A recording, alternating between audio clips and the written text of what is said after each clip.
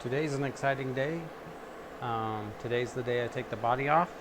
Before I do that, I got a couple of to-do lists to finish up.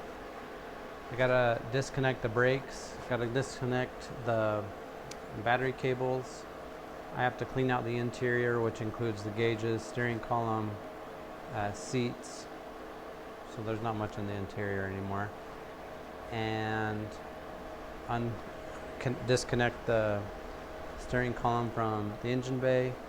And then before I fiberglass the back on poorly, I bought the impact bar that slides into the frame and bolts in, and I put that in and then fiberglass the back on. So I don't know if the back's gonna come off, so I gotta see if that impact bar, if I can undo it and have enough room to slide it out to get the frame off or the body off, or I'm gonna have to figure out if I can like lift the body and kind of, I got a problem is what I'm trying to say.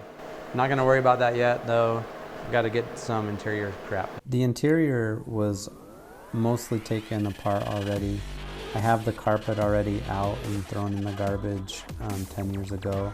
So what I've done is I just put the Porsche seats in loosely and drove it around this summer.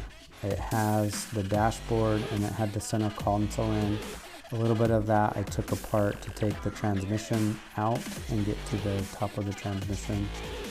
That did have all of the gauges functioning. Now I'm getting rid of these gauges. I'm going to replace them with some new gauges that I found that I really like, that kind of fit the retro look. This is basically all I have to do. Then I'm gonna be wheeling it onto a trailer. I didn't film any of the trailer portion. When we got over to my dad's shop, we had a lot of people over there to help because of Thanksgiving and whatnot, and I was really grateful for that because this was a little bit more difficult than I assumed. I heard that you could take this off with an engine hoist. I have an engine hoist. I was ready to go with the engine hoist. But you really had to get it up into the air high, and I don't know if the engine hoist lifts it. I don't know if mine would lift it that high. It wouldn't lift it straight. All that, I'm pretty excited for this project now, even more so than I've been, because I can't believe how fabulous this frame turned out to be.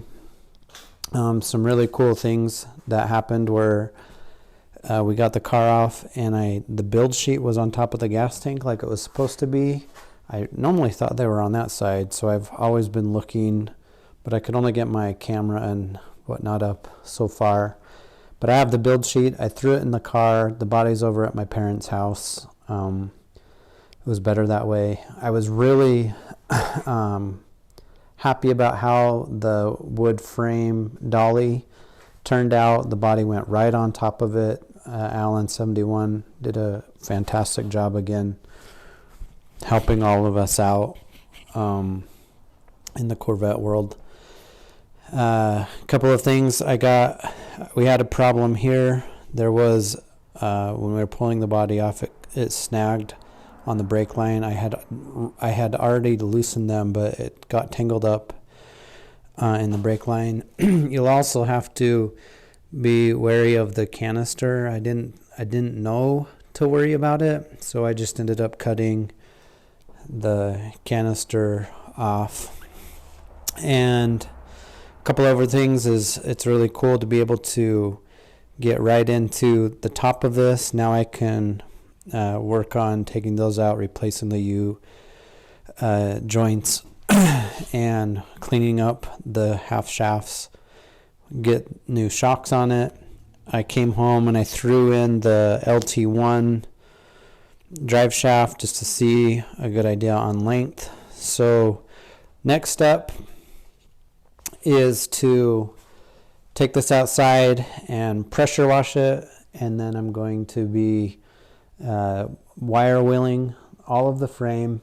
I can't believe how beautiful this frame is. Like, there's no rust on it. There's a little bit of surface rust in the corners. I thought the braces in the corners were going to be completely washed out with rust on the top, but they're like, all of it's like brand new metal.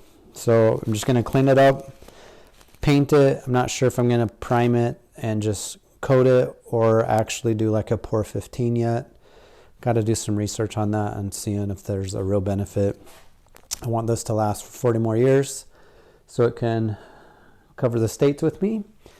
Hope you enjoyed this quick little video, and we'll catch you in the next one.